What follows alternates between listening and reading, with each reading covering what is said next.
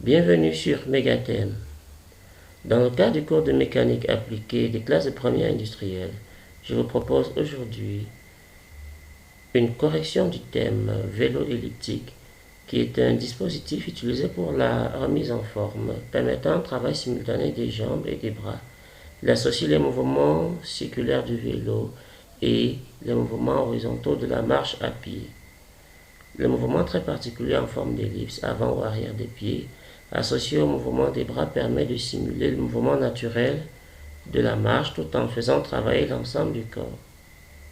Le système est constitué d'un support 0 fixe, d'une roue 1, de deux pédaliers 2 ici en jaune et de deux bras 3 ici en vert. Le pédalier est doublement articulé d'une part avec la roue au niveau de l'excentrique et d'autre part avec le bras au niveau de son extrémité. Le bras lui-même étant articulé avec le support 0. Voici comment le système fonctionne. L'utilisateur transfère successivement son poids d'une jambe à l'autre, mettant ainsi en rotation la roue 1. Il génère également un mouvement de rotation alternatif des bras 3.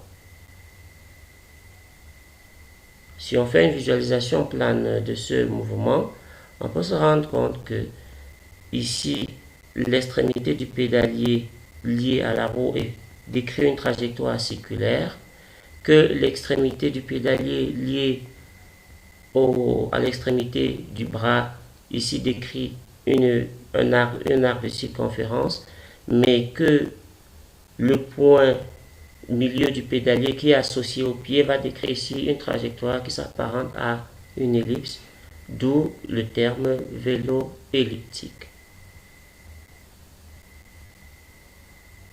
Ici, on a mis en plan de l'ensemble vu dans le plan XY, où on précise le centre haut de rotation de la roue, le point A qui est le centre de la liaison pivot entre le pédalier 2 et la roue 1, B un point milieu, un point du pédalier,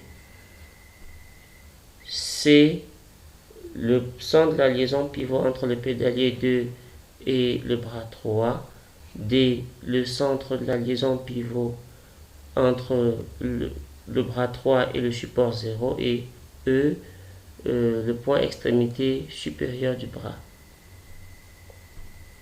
Le système peut donc être donné par ce schéma cinématique simplifié. Et dans cette présentation, nous allons nous limiter à son étude cinématique. Nous commençons d'abord par la phase d'accélération, où le vélo part d'une vitesse initiale nulle et atteint une certaine vitesse de régime. Et le but ici est de déterminer le nombre de tours que fait la roue 1 pendant la phase d'accélération. Comme hypothèse, le bâti 0 est totalement fixe par rapport au sol et la roue 1 initialement au repos atteint une vitesse de rotation maximale de 90 tours minutes au bout de 30 secondes.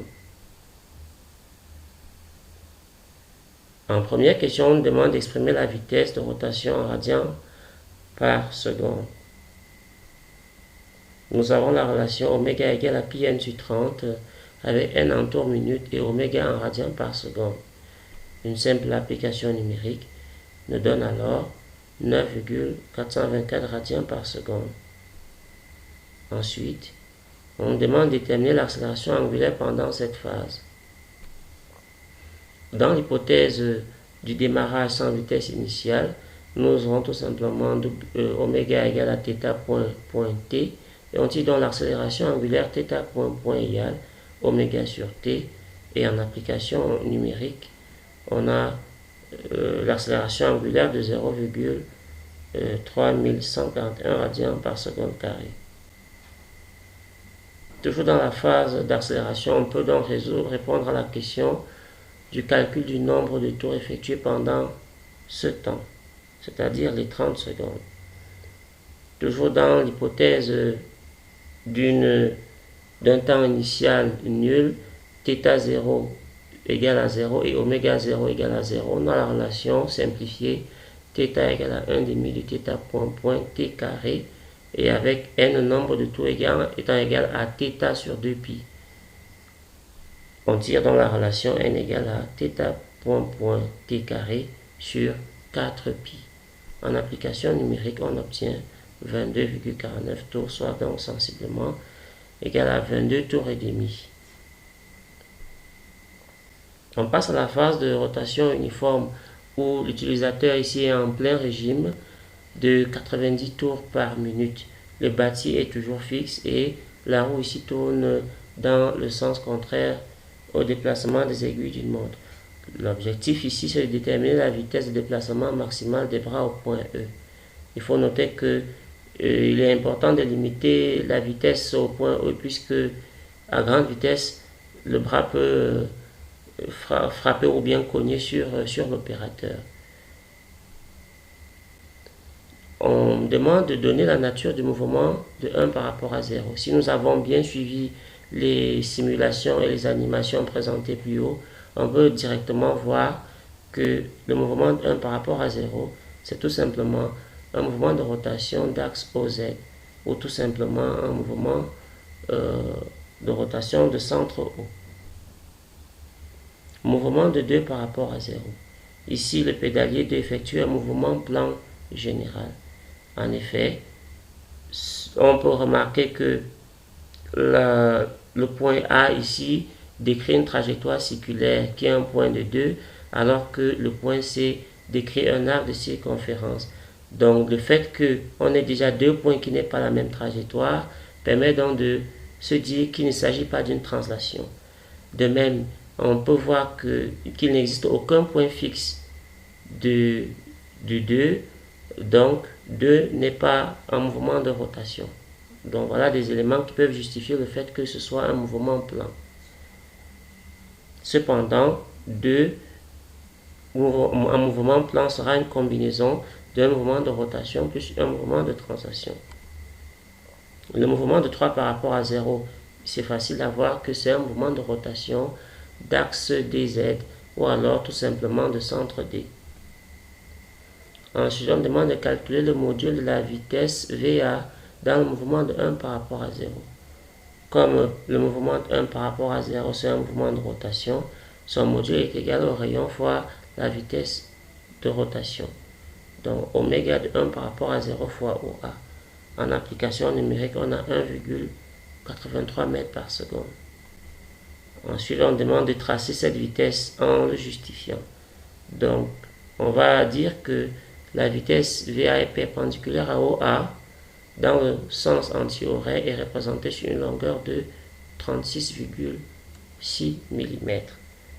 Donc, si on veut tracer la vitesse, on va d'abord tracer le rayon OA, ensuite maintenir la perpendiculaire à OA passant par le point A, et maintenant sur cette direction mesurer 36,6 mm. Voilà, 36,6 mm tient compte de l'échelle de vitesse qu'on a donnée, notamment 1 mm qui correspond à 0,05 m par seconde. Donc, dans ce cas, 1,83 m par seconde sera représenté par 36,6 mm. Et le sens de la vitesse suit le sens de mouvement. Ensuite, on demande de tracer les supports des vitesses VC3 par rapport à 0 et VE3 par rapport à 0. Comme le mouvement de 3 par rapport à 0, c'est une rotation de centre D, alors VC3 par rapport à 0 est la perpendiculaire à DC au point C. On peut directement tracer d'abord le rayon DC et mener la perpendiculaire au rayon DC en C. On obtient la direction de VC3 par rapport à 0. Ensuite, la vitesse de E de 3 par rapport à 0, dans le mouvement de 3 par rapport à 0, c'est la perpendiculaire au rayon DE au point E. Pour tracer cette direction, on mène le rayon DE et à partir de E, on trace la perpendiculaire au rayon DE, on obtient la direction de VE3 par rapport à 0. Ensuite, on demande de comparer VA dans le mouvement de 1 par rapport à 0 et VA dans le mouvement de 2 par rapport à 0. L'écriture de la composition des vitesses au point A entre les systèmes 1, 2 et 0 nous permet d'écrire VA 1 par rapport à 0 égale à VA 1 par rapport à 2 plus VA 2 par rapport à 0. Et comme A est le centre de la liaison pivot entre le système 1 et 2, on aura VA de 1 par rapport à 0 égale au vecteur nul, d'où l'égalité VA de 1 par rapport à 0 égale à VA de 2 par rapport à 0. Cette écriture veut tout simplement dire que la vitesse du point A lorsqu'il appartient au système 1 est la même vitesse du point A lorsqu'il appartient au système 2, tout simplement.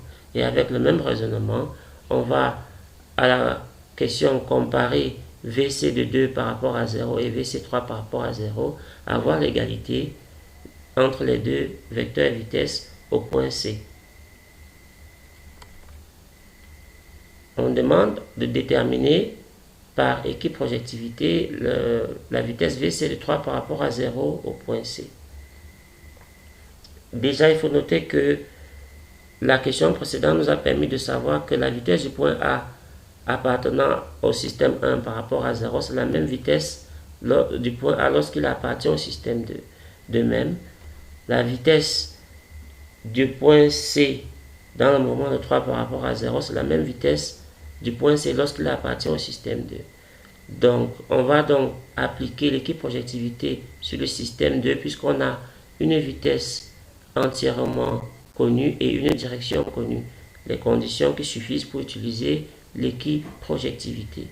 Pour appliquer dans l'équiprojectivité sur la droite AC, on va tracer d'abord la droite AC, ensuite faire la projection orthogonale de la vitesse ou alors de l'extrémité de la vitesse sur AC et on obtient la projection de la vitesse sur AC. On va ensuite, à partir de C, reporter cette projection-là en grandeur et en sens. Et à partir de l'extrémité ici représentée, on va mener donc la perpendiculaire à AC jusqu'à l'intersection avec la direction connue. Et ceci nous permet de tracer donc VC de 3 par rapport à 0 qui est VC de 2 par rapport à 0 également. Donc en mesurant, on va obtenir le module de cette vitesse-là égal à 1,82 mètres par seconde. On demande enfin de déterminer par la méthode du CIR la vitesse au point E, c'est-à-dire VE de 3 par rapport à 0. Ici, nous allons utiliser tout simplement la répartition triangulaire des vecteurs vitesse par rapport au point D qui est CIR de 3 par rapport à 0.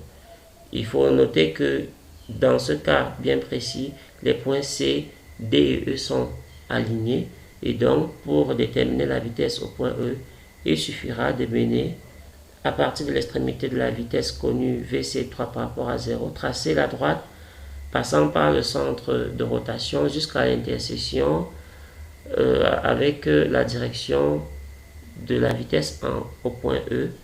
On a donc l'extrémité permettant donc de définir cette vitesse. Soit en mesurant, on a une valeur de 2,15 mètres par seconde. Voilà ce que je vous ai proposé en termes de correction. À très bientôt pour une nouvelle vidéo.